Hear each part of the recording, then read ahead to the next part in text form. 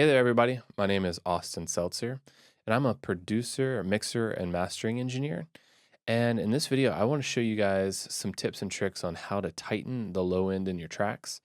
This specific track that we're going to be talking about is a hybrid orchestral track, but the things that I talk about in this video can work on pretty much any genre. The track I'm going to be showing you guys is called Brand New World, and it's published by an awesome publisher named Songs to Your Eyes, owned by a good friend of mine named Offer. And this track was composed by Andreas Ahlm. If you listen to this track and you think like, wow, I can definitely make music that is equal to this level or better, Offer is looking for composers to submit their music that would be perfect for sync.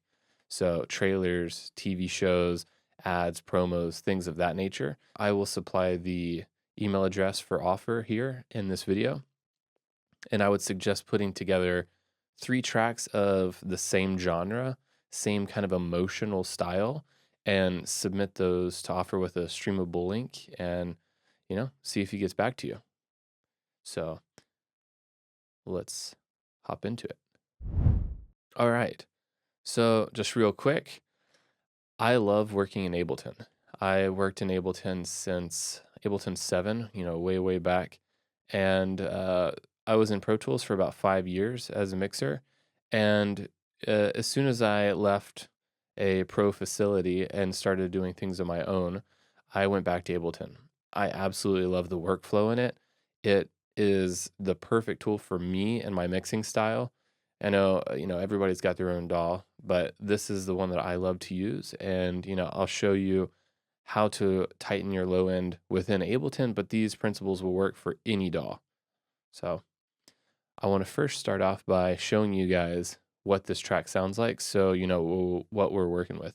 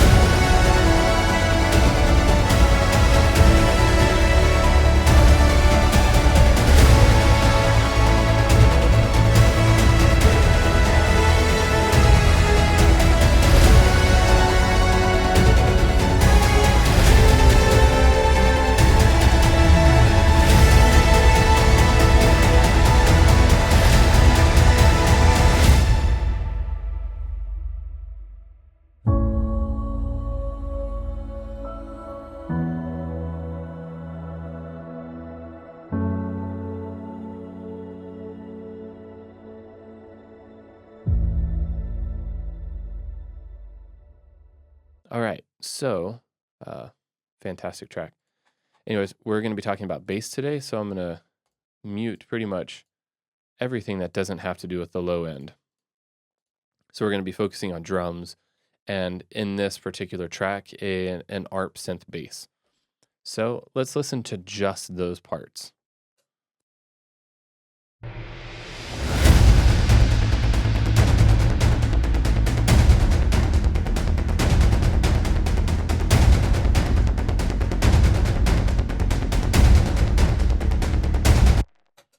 All right. So, I mean, whenever I'm listening to this, there's big punchy drums. There's instantaneous kind of hit whoosh type drums, which we can see right here. I mean, they come in with a whoosh, but then they have a nice rumble to them. We've got the synth bass ARP that definitely has a bunch of low end, but it has some nice top end so that we can hear the actual notes of the ARP. So let's dive into this here. First of all, we're going to look at perc low 1. And let's hear it without my processing.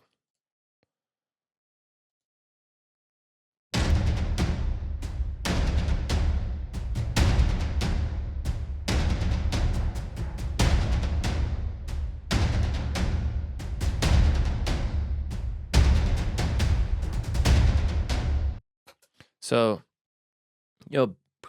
pretty big rumbly drums. They don't have as much articulation on the top end as I would like, and they're not as focused on the low end as I would like. So let's dive in here to see what I've done. All right. So first plug in here, a lot of the times I'll use decapitator as just an overall saturation to make a particular sound thicker, more aggressive, but overall, just thicker. So here, I really only use the A and the E settings. A is darker, E is brighter. I think it's the API and the EMI. I could be wrong about that, but um, the E setting, I just call exciting. It just adds some thickness, but top end. So just a little bit of drive here, but you can tell the difference.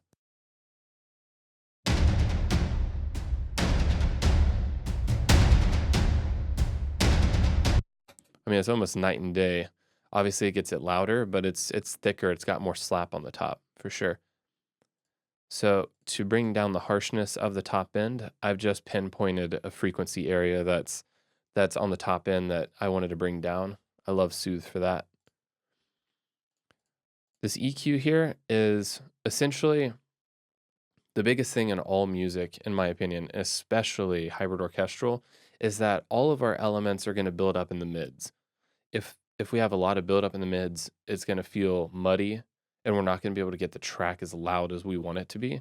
So just carving out mids, usually around the 1K area, but here I had some mud down in the 200 hertz area, just dipping that a little bit. I won't really dive into, the exact frequencies there. This is about bass tightening. So this is more important.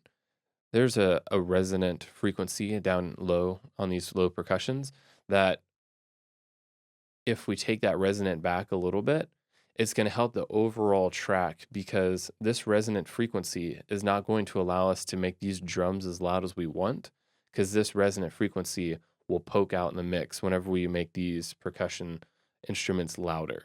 So by dialing this back, we're going to allow all of our instruments on this track, really the drums and the low bass, just to be louder in this area because we're not taking up the entire headroom on this one drum track. So I'll show you the difference here.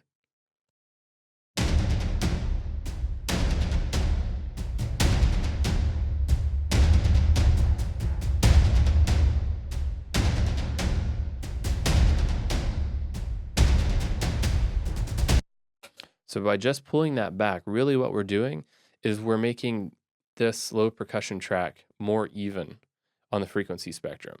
We don't need it to just blare out in this 80 hertz area.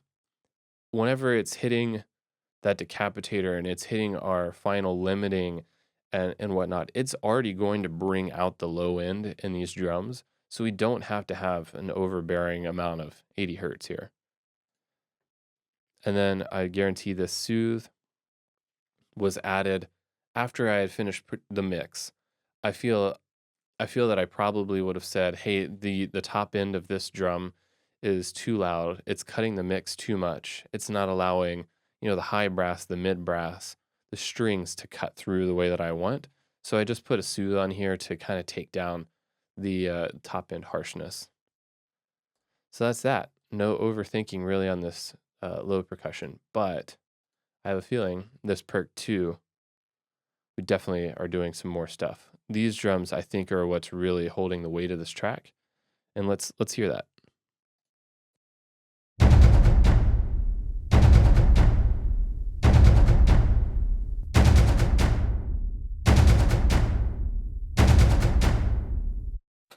So yeah, basically before I pop on my processing, they're kind of flubby drums. They're a lot of lows, not much top end, really muddy. And for trailer drums, you want them to be pretty articulate, not have a huge ringing out tail because there's so much intricate things happening in the strings and the horns. In this one, we have vocals and we have a choir. So let's dive into what I did on these drums. This is where you're going to learn a lot. So first, I added an NS1, I guarantee, because this sample was probably noisy. There's some noise on the top end. Let's check that.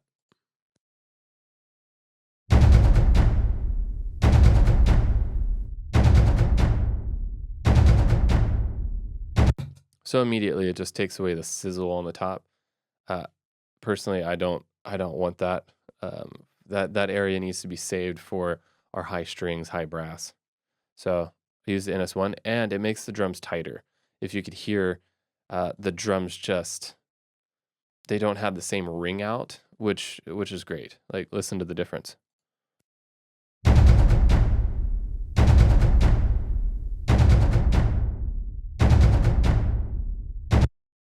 Something like this is huge for tightening your low end.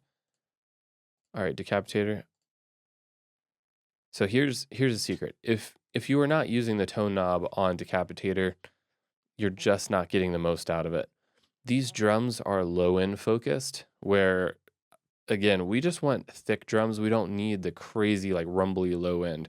We're going to get that from the stacking up of these drums and from our bass ARP, which we'll go over later. But moving this tone knob will take the focus away from the low end and give a little bit more drive to the mids. And I'll show you that in real time here. It makes a huge difference. This is the best EQing you could possibly do with decapitator, not these cutoffs. So I'll show you here. Let's just make this back to normal. This is how it would have opened other than this drive, but I'll show you this tone knob.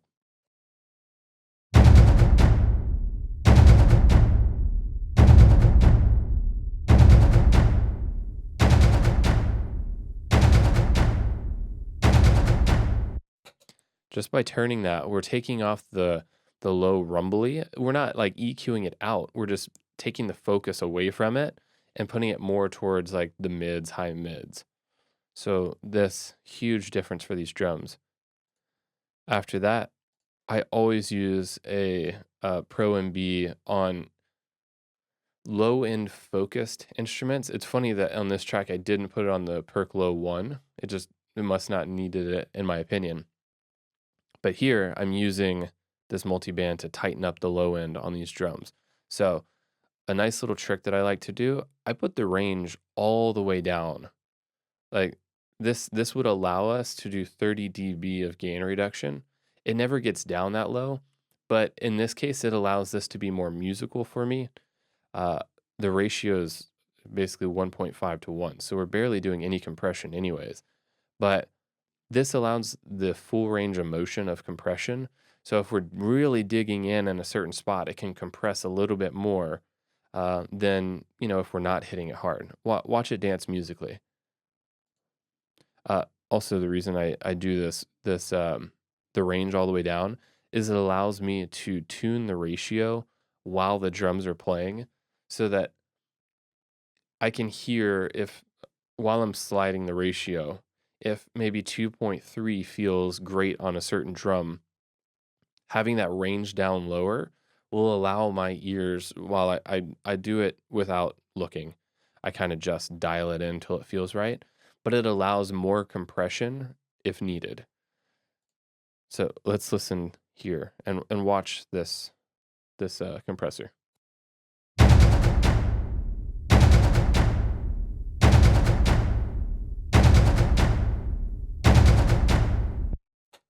My goal here is to make this unheard.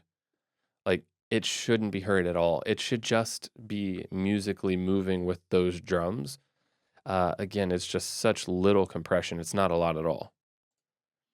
All right, here again, carving out the mids. I think this is the one that we're going to need to dive into.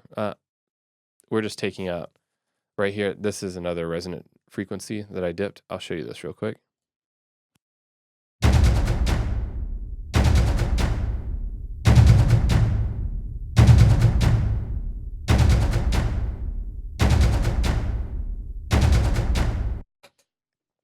That tone right there, I I'm sure that while I was playing it in context with the other drums, that frequency was poking through. Anytime that there's like a resonant frequency in a drum that's poking through the mix, I dial it back. I want to feel the force of the drum and not of a resonant frequency. Like it just takes power away from your drums. So I dipped out a little bit and then soothe is going to be that same, just taking some of the top end crack away.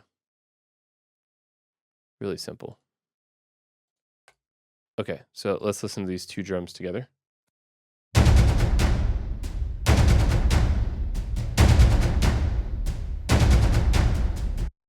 All right, sound awesome. Don't think I need to go into this mid perk. They don't have any low end in them. Whoosh hit though. Let's listen to this guy.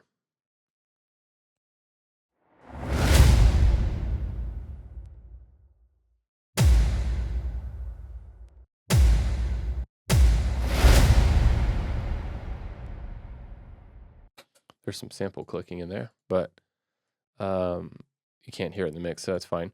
But I promise that this is going to do the same thing. Yep, it's the same kind of multi-band compressor, range all the way down.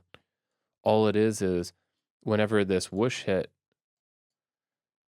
its peak, it's going to be doing maximum compression to hold it in tight. And as that tails out, it's basically going to expand the sound a little bit because we have 2 dB of makeup gain here. And so as it tails out, it's just going to be pushing the volume up a little bit so that we get more of a consistent tone. The thing to note here is like sounds don't always need a ton of work. I don't know what the composer did to these whoosh hits before I got them, but I can say that a lot of these samples sound really great from a library already. If these are just pulled straight from some kind of whoosh hit library, they're going to sound good. And these booms or hits. Let's listen to this downer.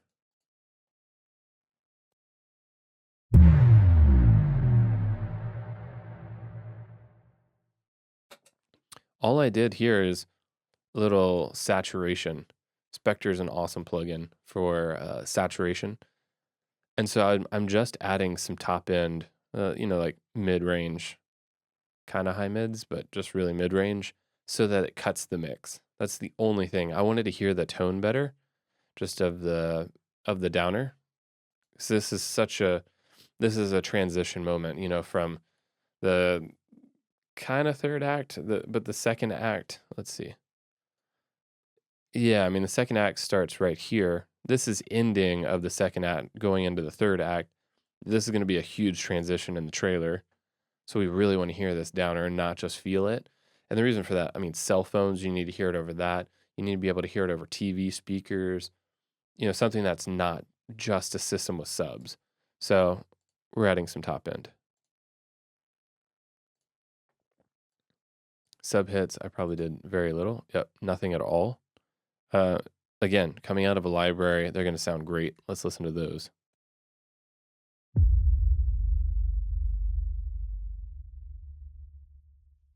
Yeah, I mean, nothing needed on that. But then the synth bass. This is where we definitely need some help. And I'll show you some cool stuff here. So let's turn off my effects and let's just listen how I got it.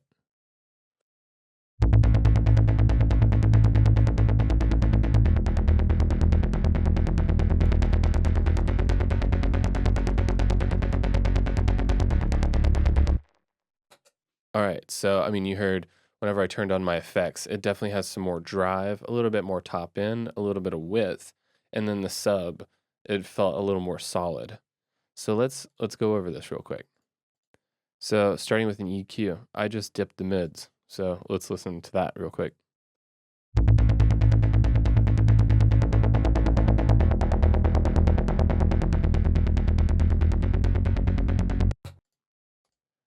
All right, here's a huge lesson, and this is probably one of the reasons that a lot of you are watching this, is how to make subs and basses more consistent. There's always going to be notes that just pop out of a mix.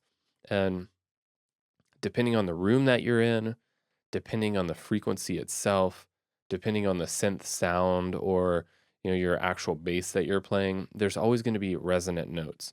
And so our job is to deal with those in some certain way to make sure that there's consistency over all of the notes. So in this case, I used a multiband EQ, sorry, a dynamic multiband EQ here, and I used three little bands. There's three notes that hopped out to me. Generally, it's the fundamental frequency and then an octave up. So you just double that frequency. I never do it like that in my mind.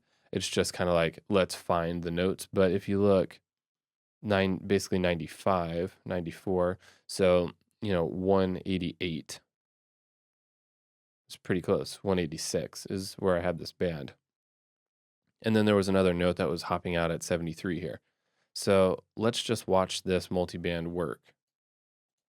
And there's many ways to deal with this in this particular instance, since this sound is it it's got so many, like, so much different character. It's not like an 808, it's not like a subs, a sine bass. It's an ARP that's got texture to it. This is just the easiest way for me to deal with it. Let's check it though.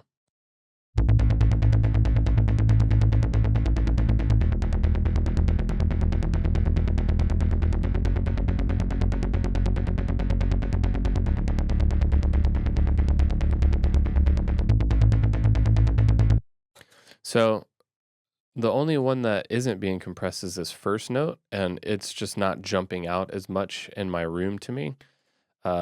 We could deal with that like this though.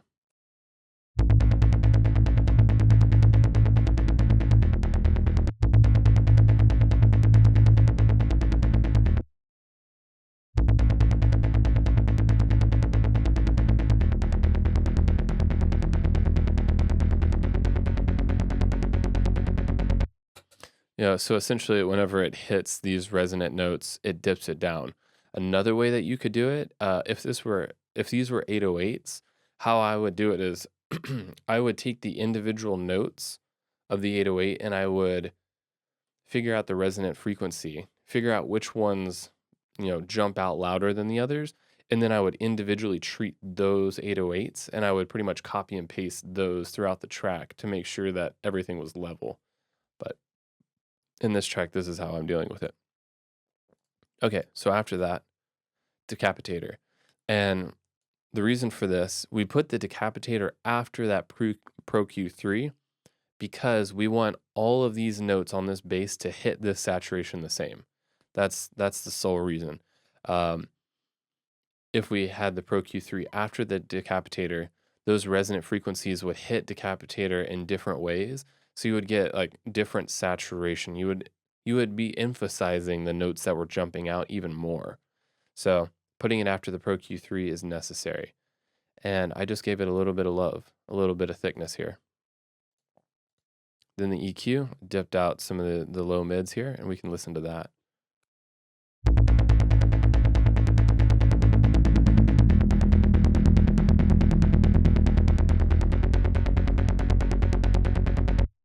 Reason for that one, I can tell you, it's to clear room for the drums. That is just carving out a space that's kind of muddy and harsh in this sound that will take up room that the drums could fill. And then I bet this is just going to be our multi-band compressor tightening up the low end. This over the whole sound is just pushing down that low end to tighten it. That's it. But some magic here happens. This is parallel processing. So however you want to do it in your session, if that is duplicating this track, like this, and then affecting this second track, you could do that. In Ableton, I have this audio effect rack, which basically is just two streams of that audio in one. It, it this is the way that I like to work. If I take this main signal, which is the dry, if I Command D this, now I have two of that same track and I have a wide track. This is just parallel processing in Ableton. So on this wide track, I'm doing some cool stuff, which hopefully you all can take away. So I am pinpointing the top end of this bass, which sounds like this.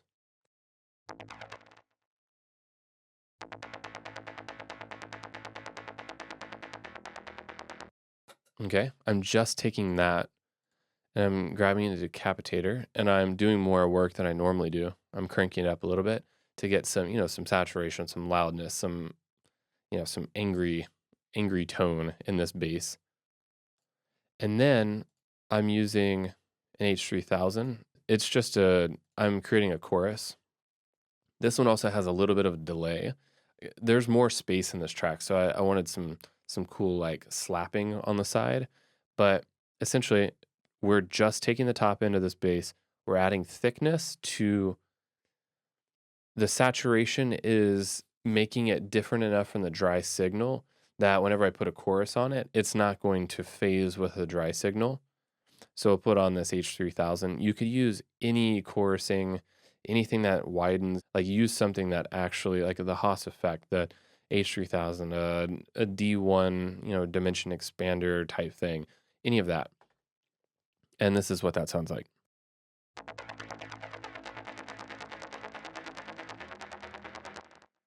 So super wide, right?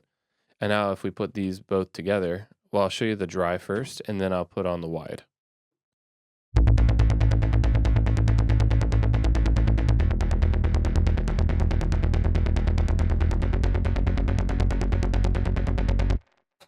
And so, I mean, it takes it from being center focused to now there's a little bit out on the outside that's kind of ear candy, and it widens the mix without hurting, the mono sub, the big center sub.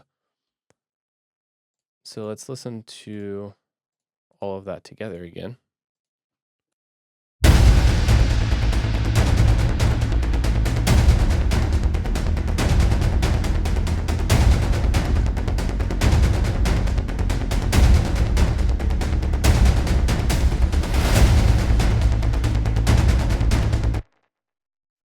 All right. So, I mean, that kind of wraps up the low end tightening stuff that I wanted to talk about on this video. There's so much more to dive into. I will be actually doing a live workshop for Evenant on bass tightening.